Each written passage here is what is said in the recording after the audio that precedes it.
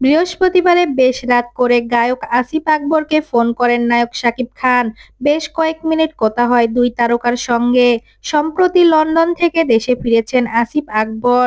ফিরে ব্যস্ত হয়েছেন গান আর কনসার্ট নিয়ে। রাত প্রায় 12টার দিকে আসিফ আকবর সাথে কথা হয় শাকিব খানের।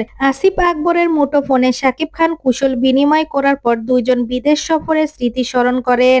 এরপর বরবাদ সিনেমার একটি রোমান্টিক গানের কণ্ঠ দেওয়ার অনুরোধ করেন শাকিব খান। আসিফ আকবর খান সাহেব এ প্রস্তাবে রাজি হন এবং গানটিতে কণ্ঠ দিবেন বলে কথা দেন। শাকিব খান আসিফ আকবরকে বলেন বরবাদ সিনেমার শুটিং চলাকালীন তিনি মনস্থির করেছিলেন সিনেমাটির রোমান্টিক একটি গান আসিফ আকবরের দিয়ে গাওয়াবেন। শাকিব আরো জানান বরবাদ সিনেমার সব কাজই মোটামুটি শেষ, শুধু রোমান্টিক গানের শুটিং বাকি রয়েছে। তখন আসিফ আকবর বলেন গানটি পাঠিয়ে দেন, আমি কণ্ঠ দিয়ে দিব। আসন্ন রোজার ঈদে মুক্তি পাওয়ার কথা রয়েছে বরবাদ সিনেমা। মেহেদী হাসান হৃদয় পরিচালিত সিনেমাটি প্রযোজনা করেছেন শাহরিন আক্তার সুমি। শাকিব খানের সাথে পর্দায় জুটি হিসেবে দেখা যাবে ওপার বাংলা নায়িকা ইধিকা পালকে। এছাড়া সিনেমাটির বিভিন্ন চরিত্রে অভিনয় করেছেন কলকাতার যিশু সেনগুপ্ত, শহীদুজ্জামান সেলিম, মিশা সওদাগর, ফজলুর রহমান বাবু।